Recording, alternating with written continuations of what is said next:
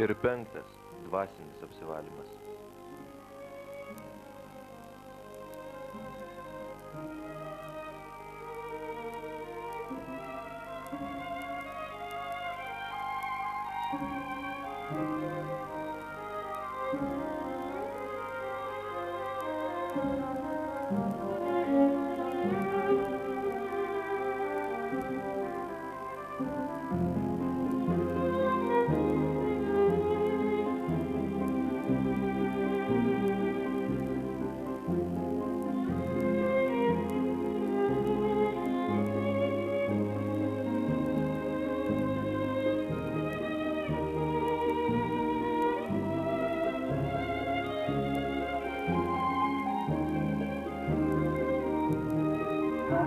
Dėkoju tau už tavąją gyvybę, grožį, meilę ir gerumą, su kuriuo tu prie kiekvieno lenkiesi, kiekvieną paguodį, sustiprini, pakeli dvasią.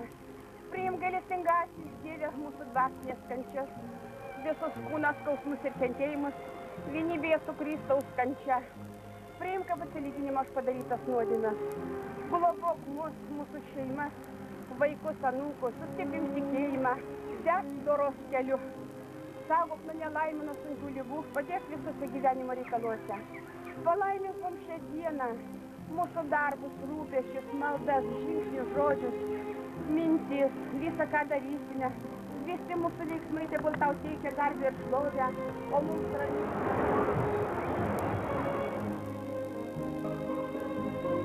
Šių principų paprastumas leido juos pritaikyti darželiuose ir mokyklose. Sveikos gyvensenos idėja greitai plito Lietuvoje.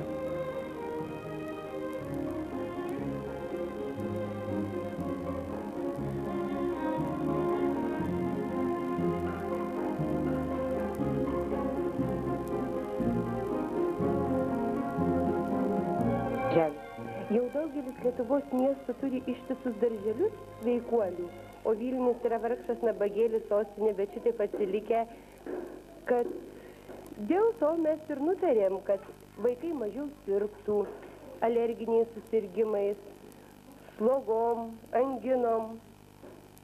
Ir nutarėm perlaužt ledus ir Vilniuje. Grupę surengt sekėsi gana neblogai. Vaikai pagrindė yra tų tėvų, kurie yra baigę Palangos sveikatingumo mokyklą, patys yra vegetarai ir nori pratinti vaikus iš pat mažumės gyventi sveikų gyvenimo būdų. Nes, kaip mes žinom jau visi ir mūsų darželio kolektyvas įsitikinom, kad tik grūdinimas, tik tinkama mityba gali padėti vaikui gerai vystytis. Sakyk, o kai sekmadienį neini į darželį, ar lakstai po sniegą? Lakstau. O kai sniego nėra, ką tu darai? Va, pavyzdžiui, lapkričio mėnesį ar spalio, kai sniego nebuvo. Šaltu vandeniu prausiausi. Ir nebuvo visai šalta? Visai. Nu, gerai, einam, pažiūrėsim tavo draugam, ar ne? Aš pati jau 7 metus gyvenu, sakau, sveiką gyvenimo būdą, labai mėgstu lakstyti, labai mėgstu maudytis. Ir apie tai visą laiką pasakoju savo mokiniams. Mokiniai žino viską. Ir taip atsitinka, kad vis mane parodo per televizorių, kaip aš lendu į šaltą vandenį. Ir mokiniai pradėjo mes prašyti. Ir mes norim išbandyti tą sveiką gyvenimo būdą. Kadangi jūs puikiai visi turbūt žinote, kad žmonės, kurie sveikuoliškai gyvena, jie dažniau ir šypsosi. Nu taip, iš pradžių buvo labai sudėtinga, nes reikėjo atsisakyti saldumynų, druskos, be kurios tikrai negalime išgyventi turbūt. Nu taip, sudėtingas dalykas iš tikrųjų. Kad dėl patyčių tai tikrai buvo visokiausiai, ypač iš vaikinų pusės. Ir jie labai tenai, mūsų tenai, sakė, kad mes ir taip nesam tokios storos, kad galėtumėm laikytis kažkokios tai dietos ar sveikuoliško gyvenimo būdo. Nu, buvo tikrai gana sudėtinga, bet mes tai ištvėrėm ir mums pasisekė. Kas dėl vaikinų, tai dažniausiai buvo, kurie pastovi kiekvieną dieną visi liūdavo, nu ką, jūs čia dabar valgot kažkokias kopūstus, morkos, ar tai einam namo, aš tau valgy, duosiu nesytės, nu ką tu čia dabar kaip vargšė. Čia tas buvo įdomiausia. Vėliau paėmė po 2 savaičių ir patys nusipirko salotų ir sėdėjo su mumis ir valgė. Mane paviliojo galbūt mokytojos nuolatinė šypsena, todėl aš pradėjau visą šitą projektą kartu su jie. Nežinau, dėl tų patyčių man kažkaip, aišku, buvo nemalonu juos girdėti, kitaip šneka, dar labiau artimi draugai klasiokai. Tačiau žinodama, kad tai yra sveika, aš tai nekreipiu dėmesį. Na, reikia pasakyti, kad Jolitai labiausiai nepasisekė, kadangi jinai projekto pabaigoje kažkur dalyvavo šventėje ir prisivalgė karbonadų. Po to kitą dieną jinai tikrai labai bjauriai elgėsi ir labai bjauriai jautėsi ir sakė, kad jau daugiau mėsgalių, tai jinai tikrai nevalgys, nes lavonai tikrai jai neišėjo į sveikatą. Tai čia viena iš mūsų šitos veiklos dalių, o kita tai buvo vis dėlto fizinis grūdinimasis ir fizinė veikla. Mes susitarėm su Lazdynų laisvalaikio centro direktoriumi ponu Arvydu Gražiūnu ir jis iš tiesų mums sudarė labai puikias sąlygas pasportuoti jų laisvalaikio centre. Tikrai aš nelabai norėjau išsnaudyti, bet aš kaip nusirengiau, priejau prie tos eketės, ant ledo, taip galvoju pažiūrėsiu su pirštais, koks ten vanduo, ar šiltas ar šaltas. Ir netyčia įslydau. Įkritau į eketę, patyto nesitikėdama ir nenorėdama, bet iš tikrųjų tai buvo labai tokia geras efektas mano kūnui, labai puikiai pasijaučiau ir net pati negalėjau patikėti, kad tai įvyko. Tai buvo tikrai nuostabu. Nesusirgau. Ir vienas dalykas tas, kad tikrai po šitų visų pratimų, po viso šitos 2 savaičių labai buvo tokia gera nuotaika, visą laiką iš ryto nebuvo sunkiai keltis. Nereikėdavo tenai prašyti kavos ar dar kokių nors tenai priemonių, kad greičiau prabūstum.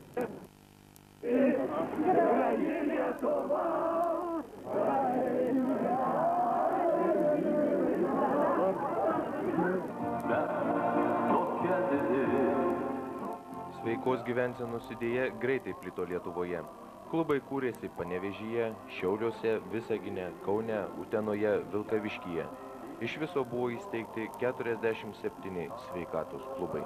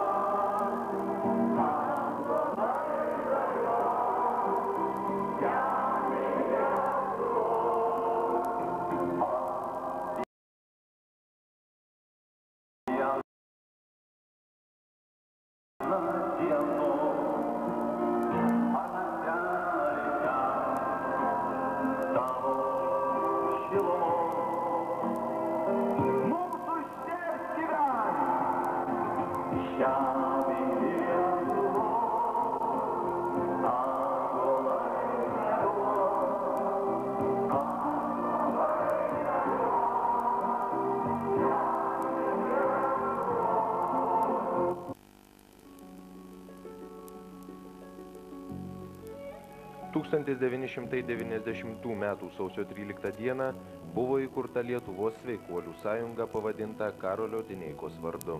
Jos prezidentu tapo Dainius Kepenis. Lietuvos sveikuolių sąjunga pasirašė sutartį su Lietuvos olimpiniu komitetu. Aš manau, kad didysis sportas tikrai atima daug ir sveikatos, bet pasižiūrinti tuos žmonės, kurie sveiki ir išrinkti sveikiausiais žmonėmis Lietuvoje, mano idėja tokia, kad suburti ir mūsų olimpinius čempionus ir visus olimpiečius, pabendrauti su tais sveikais žmonėm ir pasisemti iš jų patyrimo, kaip būti sveikais, baigus didįjį sportą. Be olimpinio medalių nebus ir olimpinio aukštumų. Taip, kad aš linkiu ir tų olimpinių medalių ir tikiu, kad jie bus. Neprižadu, kad Lillehammeryje, bet Atlantoje tai tikrai. Na, o kad būtų medalių, reikalinga, kad ir būtų sveiki žmonės. Tai nuo to pradėsim.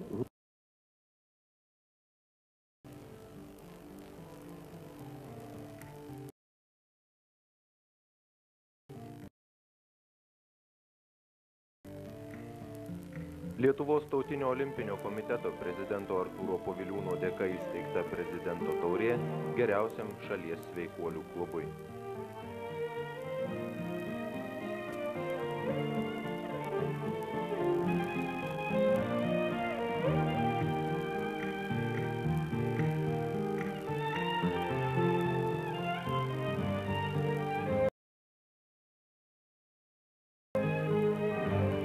Palangoje Rygoj vykstančių švenčių Sveikata dvasios pergalė metu ši taurė visi teikiama Panevėžio sveikuolių klubo Atgaiva vadovui Kazimierui Ilginiui.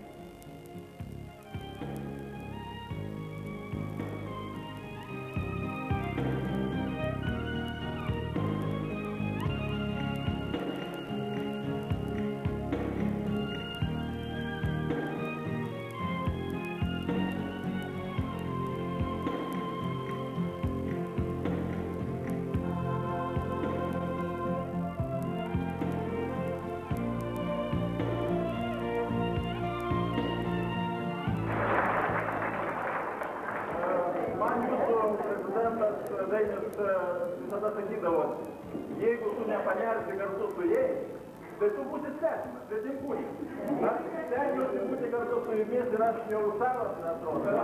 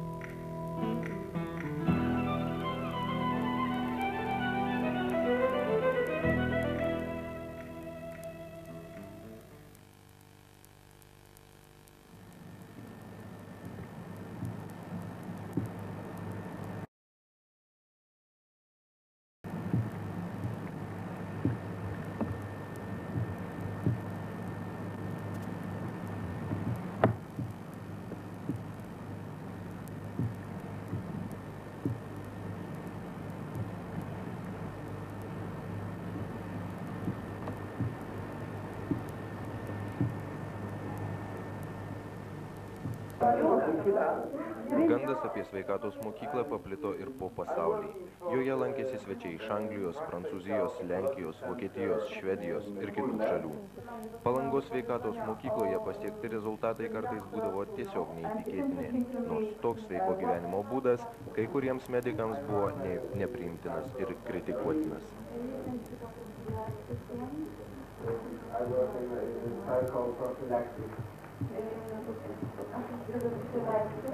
And I write fairy tales for children.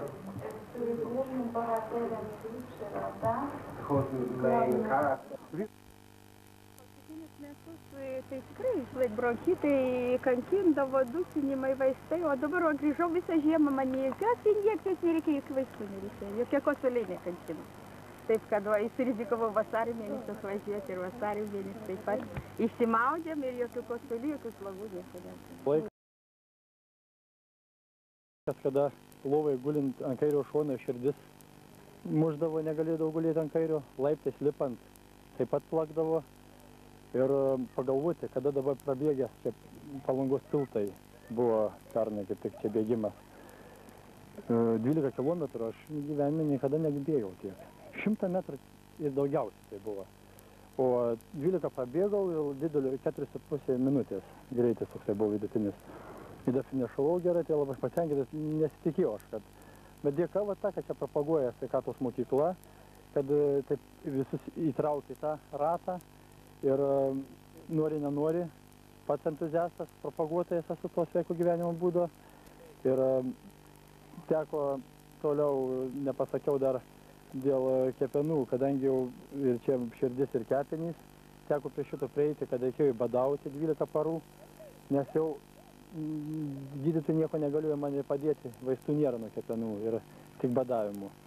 Išsivaliau, dabar galiu česnakus ir svogūnus, ir krienas valgyti, ir bėgioti, ir nei širdis, nei kas. Dėka grūdinimusi, dabar ištisus metus maudausi ir bėgiuoju. Ir aišku, mityba. Mityba tai pagrindas.